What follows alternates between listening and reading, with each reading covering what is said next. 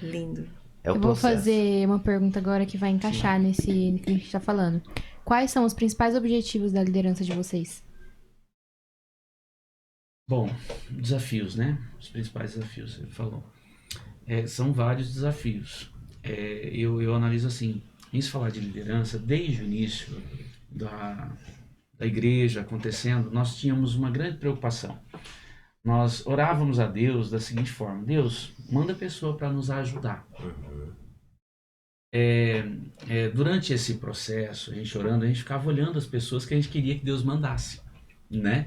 Porque é mais fácil. Tipo, a gente fica escolhendo, né, pastor? É mais fácil meio que querendo escolher, Não, né? é mais fácil se vir pronto. Exatamente. Eu olhava para o Ney e falava, por que o Ney não congrega com a gente? Poxa, ele mora no Caiobá. Você sabia, pastor, que muita gente já me perguntou isso? Muita gente. Assim, muita que eu falo assim, mais de 10 pessoas já me perguntaram. Cara, mas por que você, né, você não congrega? Algumas pessoas que eu acredito que nem esteja mais caminhando junto com vocês lá, também pararam. Ney, mas por que você não vai pra lá? Tá tão pertinho. E eu sempre falava isso, gente, não é questão de o que você falou no início. Exatamente, eu falava, não é questão de distância, gente. É propósito. Entendeu? E eu sempre falo, é algo que eu sempre falo. Se um dia Deus falar assim, vai, o meu pastor já tá ciente disso.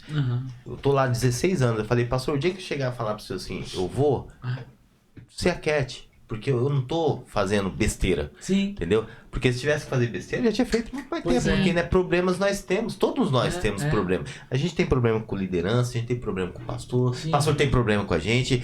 E tá tudo bem. A gente conversa, acerta e continua a caminhada. Isso que a gente está falando aqui, isso é um dos desafios. Nós entendermos isso. Né? Quem Deus vai enviar, porque a porta da frente, a porta da frente da igreja, ela é de responsabilidade do Espírito Santo. A cada dia ele acrescenta a quantidade e nós nos perdemos às vezes nisso.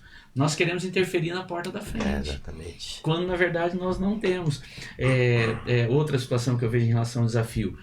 Muitos pastores se perdem, né, no quesito a minha igreja. A minha igreja. A minha igreja. Deus, ele não deu igreja para pastor. A igreja já tem dono. Deus não deu igreja para pastor nenhum. Pastor nenhum tem igreja. Eu não sou dono de nada. Eu não sou dono de uma arruela. Sabe? Então Deus não deu igreja para mim. Deus me deu para a igreja. Deus deu o pastor para a igreja. Deus deu o pastor para o rebanho. Deus deu o pastor para as ovelhas. E se tem uma coisa que eu tenho certeza nessa caminhada, né, cristã, desde quando me converti, hoje, cumprindo o meu ministério, se tem uma coisa que eu tenho certeza, eu sou pastor. Eu sou pastor, eu tenho certeza, eu amo isso. Isso tem a ver com o que eu sei e o que eu posso fazer para Deus. Isso é propósito. Então, você se encontrar dentro do propósito é saber para o qual você foi chamado. Qual é o propósito de Deus na sua vida? E esses desafios, eles se apresentam todos os dias, porque pessoas são diferentes. Como eu falava da porta da frente e a porta dos fundos, a minha responsabilidade é com a porta dos fundos. É cuidar para que ninguém saia, cuidar para que sejam bem alimentados, é cuidar para que sejam bem cuidados, né, no âmbito espiritual. Isso acontece 100%? Não. Porque as pessoas, não é que você decepciona as pessoas, é que as pessoas colocam uma expectativa que você não pode cumprir. Sim. Você não pode cumprir. As pessoas chegam na igreja, elas chegam feridas, machucadas, elas acreditam que você é o remédio e você não é o remédio. O remédio é Jesus. Exatamente. Então os desafios, eles mudam conforme mudam as pessoas. E a gente tem que se adaptar com aquilo. Às vezes, a gente está vivendo uma era de muitas doenças emocionais. Sim. Então você às vezes está conversando com uma pessoa e você não sabe, mas aquela pessoa é autista. E aí se você não entender esse desafio do seu ministério, você vai tratá-la como uma pessoa normal e ela nunca vai corresponder como uma pessoa normal. Exatamente. E aí você precisa aprender a incluir aquela pessoa no âmbito, né, no contexto da igreja, entendendo a dificuldade dela. Exatamente. Às vezes a pessoa chega para a igreja totalmente depressiva, exatamente porque ela foi ferida em outro ministério. Sim. E aí ela vem achando que você... Ela cria uma expectativa em você. Ela cria uma expectativa em você, exatamente isso. E você não tá nem sabendo, você não sabe da vida dela. Você é você mesmo. Eu sou eu mesmo e eu continuo sendo eu mesmo. E a pessoa chega na igreja, começa a caminhar comigo e de repente ela vai se frustrar, né? Não por eu não ser não sou perfeito, mas ela vai se frustrar porque o exemplo de perfeição que ela colocou em cima de mim não existe. Não existe. Não mesmo. Não existe. Exatamente. Entendeu? E aí, da mesma forma que a pessoa se frustra comigo, eu também me frustro com ela. Porque eu também criei uma expectativa em cima dela. Porque eu também depositei, né, a minha expectativa de que vamos caminhar juntos, de que vai dar bom pro reino, que vai dar certo e tal. E de repente a pessoa não entendeu isso. Sabe? Então nós nos frustramos na caminhada. E esses desafios, é difícil eu falar pra você qual é o maior desafio. Todo dia tem um desafio diferente. Né? E a gente tem que aprender a lidar com isso, levantar a cabeça e prosseguir. Porque as pessoas são diferentes, né? O ser humano não tem como você medir assim eles, porque cada um tem a sua essência, cada um tem a sua identidade. Nem os gêmeos são iguais. Eu sou gêmeos, eu sou bem totalmente diferente da minha irmã, totalmente, mas muito diferente mesmo assim. E eu não digo de aparência, porque aparência a gente se parece pouco, assim. Mas é personalidade mesmo, entendeu? Também. Totalmente diferente. E essa questão aí, as pessoas, às vezes, elas se frustram porque é uma coisa que o pastor fala sempre. Você acha que eu sou isso ou aquilo? Passa uma semana comigo e você vai descobrir como que eu sou na essência. Né? Porque não que na igreja, né? Não que no púlpito a gente coloque uma máscara. E aí eu falo já no âmbito de pastoral, de liderança e tudo. Não, gente, o pastor não coloca máscara no culto. Só que lá ele é o pastor. Sim. Né? Você vai ministrar a palavra, você tem que ministrar a palavra Às com vezes excelência. a pessoa quer com respeito, assim. carinho ali, quer dar, Exatamente. quer que passa a mão na cabeça. E às vezes a Atenção. palavra mesmo já É. frustra a pessoa porque ela não aceita Exatamente. aquilo, né? E uma coisa que acontece é que nós somos indivíduos. Então, eu olho como indivíduo as pessoas, né? Aliás, eu acho que é o contrário, né, Mar? As pessoas olham a gente como indivíduo. E nós olhamos um todo. Coletivo. Exatamente. Um coletivo.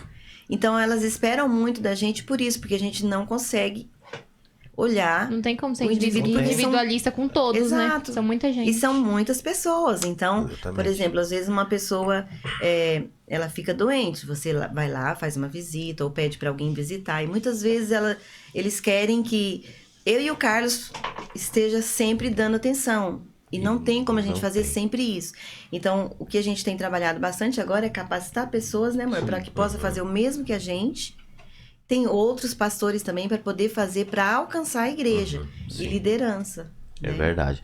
E pessoal, gente que tá nos assistindo, quem vai ver depois, pastor erra, pastor acerta, né? Pastor cansa, pastor tem dor de cabeça, viu? Tem dia que pastor, né? Tem dia que eu não quero falar com ninguém. Tem dia que eu sou assim.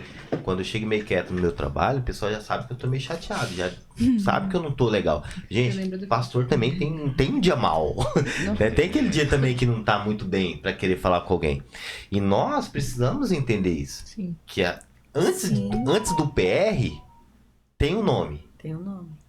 Tem o nome Carlos, tem o nome Ciro, né? Tem o nome da pessoa. São seres humanos, né? Porque às vezes o PRzinho ali, não, gente, não, né? Eles também sentem o que a gente sente, né? Os pastores sentem o que a gente sente. Então a gente precisa entender isso. Quando o pastor fala assim, e eu falo assim em relação ao meu pastor, quando ele fala assim, olha, vamos ver uma agenda aí. Calma, vai ver essa agenda, né? Não tá te descartando não, viu? Pra quem tá nos assistindo, não tá te descartando não. É que talvez ali naquele momento não dá pra ver essa agenda, mas vai acontecer essa agenda, né? Porque pensa, pastor, são dois, né? Eu sei que deve ter mais pessoas que ajudam vocês, Sim. mas assim, dentro da nossa conversa aqui, são dois, gente, pra atender 500 pessoas. Não tem como. Não consegue. Não tem como ele abraçar os 500. Não tem entendeu? como, entendeu? Eu estava vendo uma entrevista aí, já até em relação a um cantor sertanejo, foi muito criticado, assim, porque ele não abraçou fulano, não abraçou cicrano num show que ele fez em Campo Grande. Aí eu tava vendo uma matéria, aí eu fiquei imaginando, gente, como que o cara vai conseguir abraçar 30 mil pessoas? Tem condições. Não tem como. Entendeu? Aí a gente trazendo isso pro nosso contexto de cristão, é a mesma coisa. Não tem como. Como que ele vai abraçar todo né? mundo num culto? Não tem como. Lá na igreja, o pastor sempre tinha um costume de terminar o culto, ia pra porta, de se despedir. Chegou um tempo que não dava Não mais. dá mais. Não dá mais. Entendeu? A gente ainda tenta, né, amor? Mas é difícil. Então o que a gente faz?